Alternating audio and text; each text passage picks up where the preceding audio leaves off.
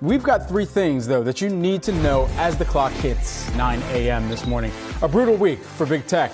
Google slashes 6% of its workforce in the largest round of layoffs in the company's history. This comes after a wave of layoffs earlier this week from Microsoft and Alphabet. We're going to discuss the future of the battered sector. Plus, an unexpected ending. Reed Hastings steps down as CEO of Netflix, but will he remain as chairman? What do we know about the new co-CEO taking the helm, and what should investors do with the stock? We have all the answers coming up. And let's get a check in on the markets. Futures this morning, they are mixed as the Dow is pointing lower right now, just fractionally by about 0.1%. S&P 500 and the Nasdaq, you're seeing both of those in positive territory, flat but to the upside for the S&P 500. And then additionally, the Nasdaq Composite right now, you're seeing that higher by about 0.5%. But we begin today with our top story. Google parent company Alphabet announced it's laying off 12,000 workers, or about 6% of its workforce, marking the company's largest ever job cuts. CEO Sundar Pichai said the tech giant expanded too quickly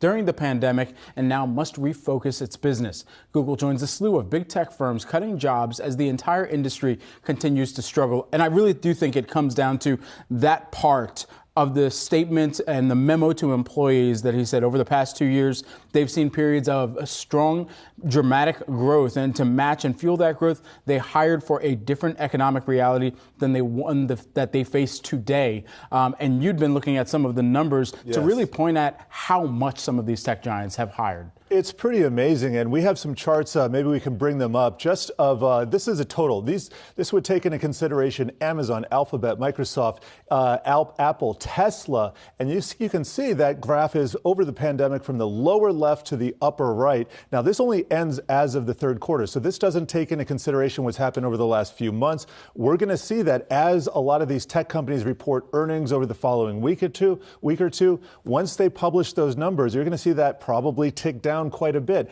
and we're going to be tracking that here. But let's go to the Wi-Fi Interactive. I just want to chart the Alphabet price action over the last 3 years. Here is the pandemic low early in 2020, and here is the high. And you can see the current price just about in the middle, although a little bit less than that. But let me show you what I was tweeting at Miles, our content editor here. And we have big tech headcount growth over the pandemic. And the biggest was Tesla, and that grew its headcount by over 100%. And that's from December 31st, 2019, so maybe a couple months early, again into the third quarter. Now, Meta and Amazon not far behind. They almost doubled their headcount. Alphabet over 50%, so is Microsoft. Apple was the steadiest, only grew it by about 20%, but you can see for the average or the total here, looking at about 45%. So huge numbers. We know that in 2021, after all the fiscal and monetary stimulus, what happened? All these companies overhired, and now they're dialing that back. And with that, there's going to be a great reshuffling. We have new ventures. A lot of these tech employees making lots of money. They're not going to be out of a job for long, as we've been discussing. Within that even reshuffling, I think larger question, too, that a lot of companies are starting to answer either through their actions and announcing that they've got to reduce headcount or restructure their costs. A lot of that is around the normalization that's taking place, too. And within that normalization, for a company like Google or Alphabet, it goes to show within some of the investments that they have made, even though you do see this, even with, I should say, this pullback in advertising spend that's taking place at some companies. And then additionally, you're thinking about the cloud seat compression, too, that could really hit Google or Alphabet on both sides there.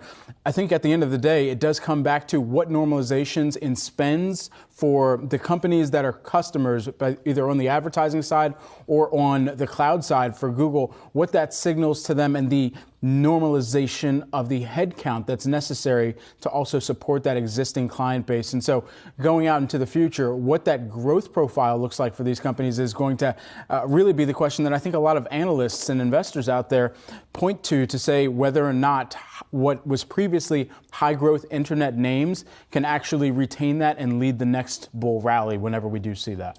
Yes, I like the term normalization because we're getting a normalization into the new norm. Because guess what? It's not going to be like the last 10 or 14 years with the new interest rate regime, with high inflation as we have here now. Got to move on and talk about Netflix, because Netflix co-founder Reed Hastings stepping out of the limelight, leaving his role as co-CEO of the company he's led for over 2 decades. handing it to current the COO, Greg Peters. Now, Greg Peters is going to join Ted Sarandos as co-CEO, and while Hastings will serve as the company's executive chairman, what does this mean for the company moving forward?